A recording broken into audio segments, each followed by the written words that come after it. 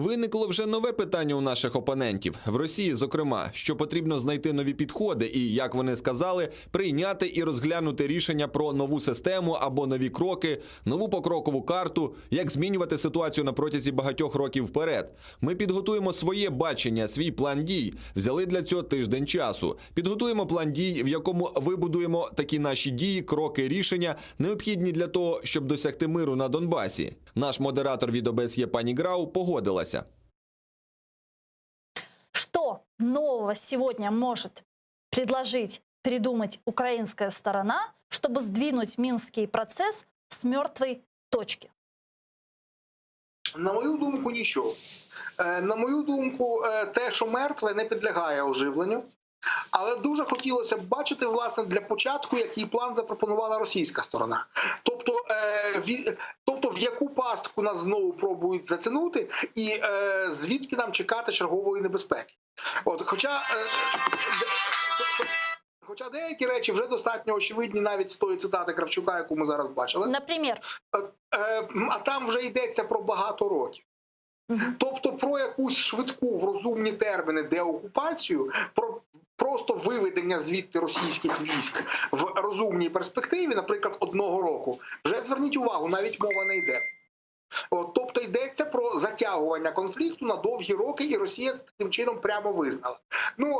З моєї точки зору, за великим рахунком, далі нема про що говорити. Бо без вирішення питання про деокупацію всі інші питання по Донбасу просто позбавлені сенсу. Але цікаво було б, дійсно не цікаво, вкрай необхідно було б оприлюднити і побачити весь цей пропонований Росією план. Саме для того, щоб зрозуміти, для чого вона його пропонує, я ж кажу, яку пастку вона нам готує. Бо ми ж розуміємо, що хоче Російська Федерація. Вона, в принципі, російські мирні ініціативи були саме пастками.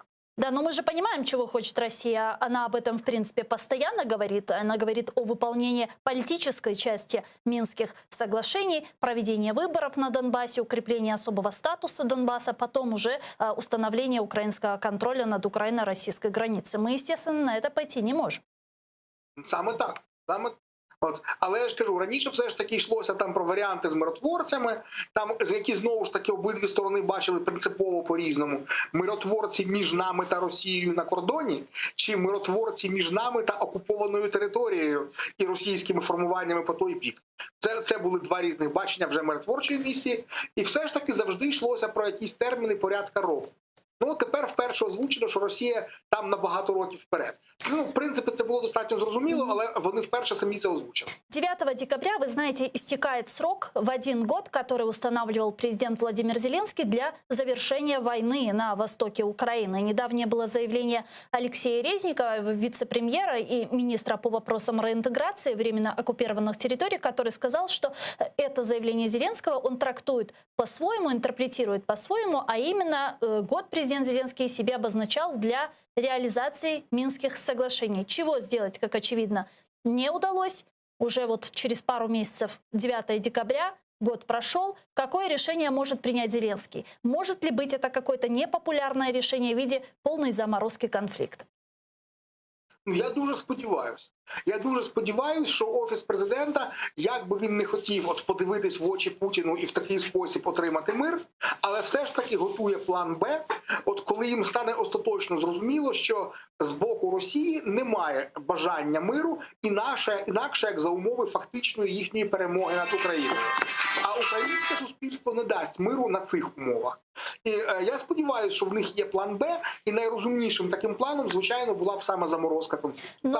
Ми миримося з тим, що ці території повернуться не скоро, може аж одночасно із Кримом, але припиняємо гратись в оцей так званий мирний процес на російських умовах, надаємо максимальну допомогу всім, хто хоче звідти виїхати і прожити ці роки на контрольованій законною владою українській території, вживаємо всіх можливих засобів для збереження і посилення санкційного режиму.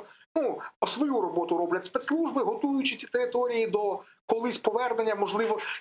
І зрештою, Збройні сили готуються привести себе в такий стан, щоб в разі політичного, скажімо, рішення вони фізично могли звільнити ці території силовим методом.